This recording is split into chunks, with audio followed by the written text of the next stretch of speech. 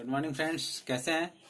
आज की वीडियो में बात करेंगे क्रांतिक कोण और पूर्ण आंतरिक परावर्तन के बारे में।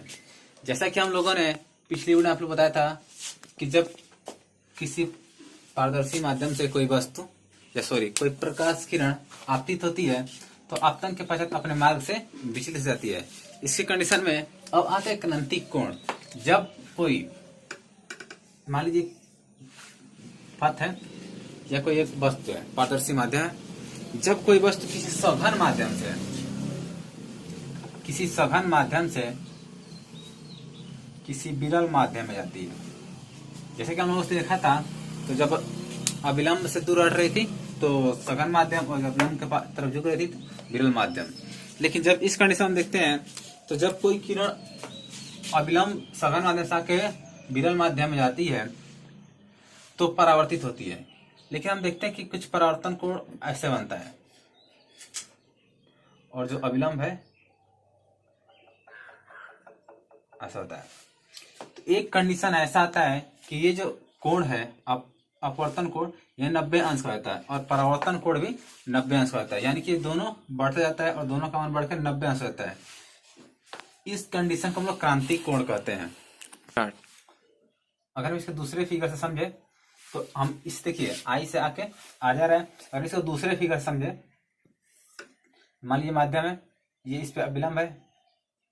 जब ये किरण आती है और ये परावर्तित होती है, लेकिन ये क्या होती है, ये टकराकर अब इधर ना आकर, इसका मार्ग तो इधर आने का, लेकिन ये इधर ना आकर यहीं पे चली जाती है और इससे जो कोण बनता है ये 90 अंश का, यही क्रांतिक कोण।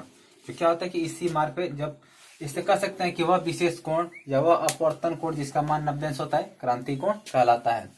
इसके बाद बात करते हैं पूर्ण आंतरिक परावर्तन की। लेकिन कभी ऐसा कंडीशन आता है कि ये कोण इतना बढ़ जाता है कि जैसे आज तो 90 अंश पे परावर्तित हो रहा है, लेकिन कभी एक ऐसा कंडीशन आता है कि जैसे मान लीजिए एक छोटा सा फिगर में देखते हैं, ये कंडीशन है कि ये आपतित किरण क्या होती है, आती तो है लेकिन पूर्ण रूप से उसी माध्यम में परावर्तित होती है। अब पारदर्शी माध्यम होती है भी ना कि इधर आती है ना इधर 90 अंश पे आती है। तो यही जो माध्यम है यही कहा जाता है हमारा पूर्ण आंतरिक परावर्तन। यानी कह सकते हैं कि जब इसका मान इतना बढ़ जाए या अपवर्तन कोण का मान इतना बढ़ जाए कि वो अपने ही माध्यम में परावर्तित होने तो इसे पूर्ण आंतरिक परावर्तन कहते हैं। तो इसमें दो परिभाषा है कि वह अपवर्तन कोण जिसका मान 90 अंश होता है क्रांतिक कोण कहलाता है। क्रांतिक कोण को हम C से दिखाते हैं और यदि उसका मान 90 अंश से भी ऊपर बढ़ जाए तब वह अपने ही माध्यम में परावर्तित हो जाए तो इसे पूर्ण आंतरिक परावर्तन कहते हैं। तो इसमें दो परिभाषा हम लोग पास। पूर्ण आंतरिक परावर्तन की दो शर्तें होती है। एक कि जब प्रकाश सघन माध्यम से विरल माध्यम में जा रहा हो, यानी कि सघन माध्यम से विरल माध्यम में जाके तभी पूर्ण आंतरिक परावर्तन होगा। और दूसरा ये होता है कि क्रांतिक कोण से बड़ा अपवर्तन कोण का मान हो, या कह सकते हैं कि जो क्रांतिक कोण है वह आपतन कोण से बड़ा हो जाए। ये जो कोण आ रहा है ये उससे बड़ा हो जाए, इस आई से बड़ा हो जाए। ये दो अगर कंडीशन रहते हैं तभी पूर्ण आंतरिक परावर्तन होता है। अपवर्तनांक और क्रांतिक कोण में संबंध, जैसा कि आप लोगों ने अपवर्तन के नियम पढ़ा था, स्नेल का नियम, उसमें क्या ऐसे आया था, प्रकाश किरण आकर और टकराकर या तो अविलंब की तरफ जा रही थी या विलंब से दूर हट जा रही थी। अपवर्तनांक और क्रांतिक कोण में संबंध, जैसा कि हमने बताया था अपवर्तनांक क्या होता है, तो एक माध्यम प्रकाश की चाल और दूसरे माध्यम प्रकाश की चाल के संबंध को अपवर्तनांक कहते हैं। और अभी बताया हूँ कि यदि आप की जो कोण है अपवर्तन कोण उसका मान 90 अंश हो जाए तो उसका क्रांतिक कोण कहते हैं। जैसे हम लोग समीकरण आए थे 2n1 = sin i और sin r। यदि जो i बराबर है, मान लेते जो i बराबर है हमारे पास वह sin i बराबर मान लीजिए sin c तथा r बराबर 90 अंश हो तो हमारे पास 2n1 = sin c अपन sin 90 अंश मिलता है।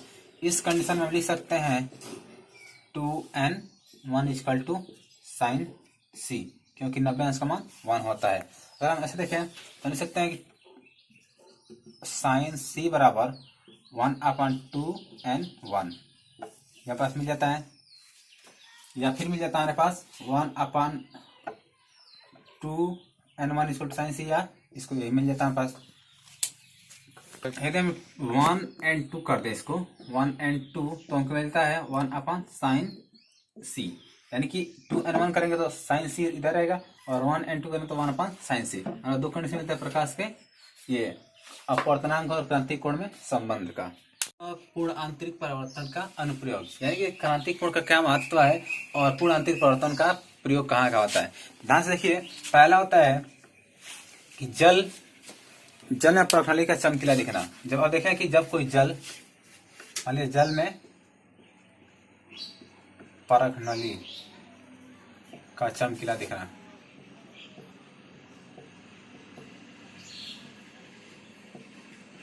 जब देखें कि जल कोई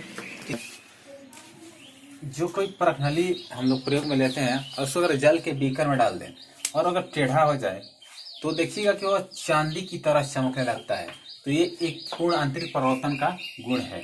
दूसरा होता है कि यदि हम लोग जो शीशा होता है या कांच कह सकते हैं, जो कांच होता है अगर टूट जाता है, कांच टूटने पर जो उसके किनारे होते हैं चमकने लगते हैं। कांच टूटने पर किनारे का चमकना। फिर आप देखें एक हीरे का चमकना। जो हीरा होता है, क्योंकि हीरा पूर्ण आंतरिक परिवर्तन का सबसे बड़ा उदाहरण है। फिर आता है रेगिस्तान में मृग मरीचिका।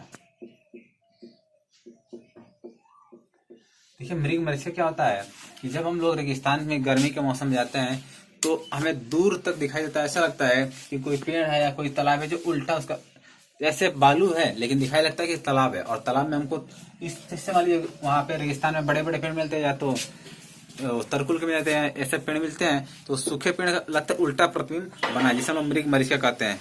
फिर आता है ठंडे देशों में मरीचिका। ठंडे देशों में मरीचिका, ठंडे देशों में मरीचिका। इसका मतलब ये होता है कि जो ठंडे प्रदेशों से दिखता है कि छोटे छोटे जो जम जाते हैं प्रकाश, और उससे प्रकाश यदि परावर्तित होता है, पूर्ण आंतरिक जो परावर्तित होता है, तो उसमें लगता है कि उसका प्रतिबिंब दूसरी जगह बना, जो कि ऐसा कुछ नहीं होता है। इसके बाद आता है मछली द्वारा विश्व को देखना। ये थोड़ा सा कठिन क्वेश्चन है कि ये ऐसा क्यों होता है। तो देखिए, जब मछली पानी में घूमती है तो उसके साथ जब जो क्रांतिक कोण होता है अगर 49 अंश का बन जाए तो वह किसी वस्तु को देख लेती है, या ऊपर बैठे वस्तु को देख लेती है। जैसे हम लोग पानी के ऊपर खड़े हैं, यदि इससे पृथ्वी से मछली का कोण 49 अंश का बने तो हमको देख सकती है, यानी सी कह सकते हैं 49 अंश का हो। यदि यह सी दोगुना बन जाए इतना तो ये 98 हो जाता है, 2C बन जाता है 98 होता है। अगर ये 98 होता है, एक शंकु का आकार ले लेता है, और यही शंकु आकार होता है तो इसे लोग कहते हैं मछली द्वारा विश्व को देखना। अगला आता है प्रकाशिक तंतु।